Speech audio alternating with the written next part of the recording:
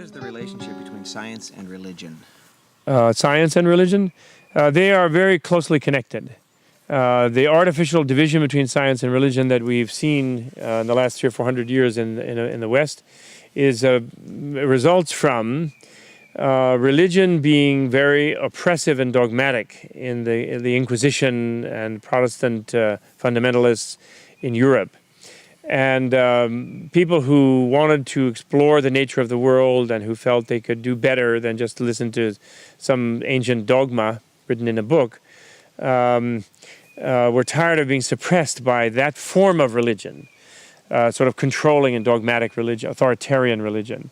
And so they were put opposed. They were put like science is the opposite. It's reasonably exploring the world, and religion is unreasonably believing in some version of the world that is not sensible. Like the famous joke that the theologians tell, where little Johnny is asked by the preacher, Johnny, do you know the meaning of faith? Do you know what faith is? And he says, sure I do, preacher. He said, what is it? He says, faith is believing what you know ain't true. It's a famous joke that we tell in religious studies circles. You know, it's marvelous to live now because science and religion are coming together like never before. When I was growing up in the 50s, we thought of science as the enemy of religion. You know, there were these logical PhD types off in universities, and then there were us good religious types, and the two would never meet. The wonderful thing that's emerged in the last 15 years is that science is ending up being the best friend that religion ever had. Because what religion intuited and what religion expressed in mythic language, mythological language, metaphorical language, which is all religion can do. All religious language is metaphor. It's an attempt to describe something that is always beyond words. And when we forget that, we get in trouble, right? All of our language is metaphor. Now, when we finally have had the humility to start recognizing that our language is metaphorical, and then our scientific brothers and sisters start coming along, and they describe, let's say, the new quantum physics, or they describe the new awareness that the energy is really not in the particles of the atom, but in the space between the particles. And with Einstein and quantum physics, science began to penetrate beyond matter and found that matter itself does not exist, but only can be perceived when consciousness perceives it, and that deeper than matter there is energy and information in motion, and deeper than that, the physicists are saying, it looks like the universe is more like a great thought than a great thing. And our mind just boggles at that point because, you know, we want to control it, fix it. And then I think of Jesus saying, you know, don't ever try to control the Spirit. The Spirit is like the wind, and it blows where it wants, and you will never be able to box it in. So there is a wonderful relationship emerging between science and religion. However, I'd have to add, this is between the better scientists and the better theologians. Your second and third level scientists tend to totally believe the materialistic paradigm, and they're caught inside of one little part of it, you know.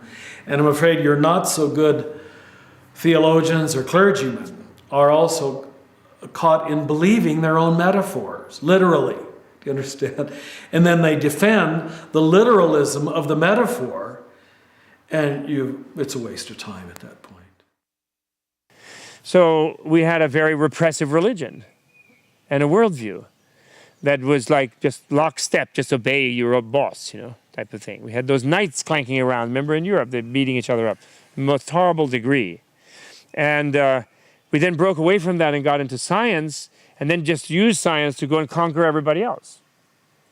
And then we made science into an absolute dogma, and it was going to solve everything. We believed in science, and then science let us down.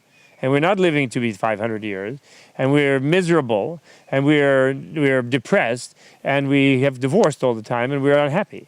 So then we sort of crawl back into the other unreasonable attitude, you know, that, oh, God will save us. Some character who gets mad occasionally, but if you like flatter him long enough, he'll save you, you know. Or he tortures his own son, but then that'll save you, you know. I mean, a bunch of irrational ideas.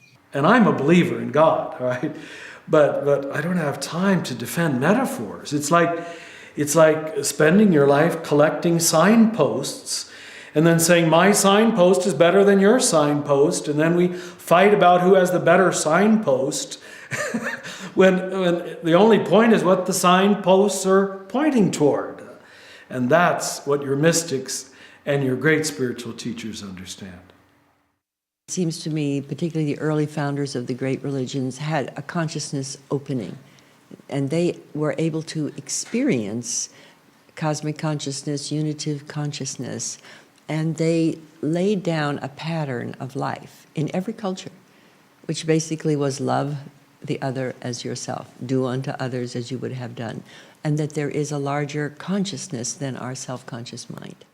See, I don't see the conflict as between science and religion at all, because science and religion can have very caring, loving partnership elements, both of them, or they can have myths and stories and dogmas, both of them, that basically say, well, it's just in our genes or it's original sin, and that's how it has to be.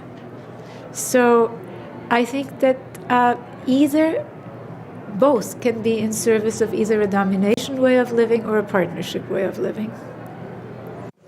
And so people are oscillating back and forth between these two because they are like hesitant to kind of grow up and take responsibility for being there themselves, taking care of their mind, not hating people, recognizing their equality with other people, recognizing past sins of the forefathers, so to speak, and making amends for those rather than continuing to oppress. So science and religion started out with larger consciousness, created the organized religions. Those organized religions are now beginning to break up. And up through that organized religion comes the disorganized, unique spiritual experience. And that spiritual experience now, it has a lot of resonance with the new sciences discovering the nature of reality. Religion has deeply to do with what you think is real, what your worldview is, and what you think you are, and what you think the world is.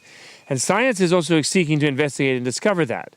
So religion and science are interconnected in the sense that, in a way, science is the discovery of what is real, and then religion is to act in accordance with that discovery, and sometimes to take someone else's discovery, for granted, like accept their testimony about something you didn't personally discover. So there can be a little bit of a, you don't have to find out everything for yourself right away. You can have faith in what others who are reasonable people will tell you.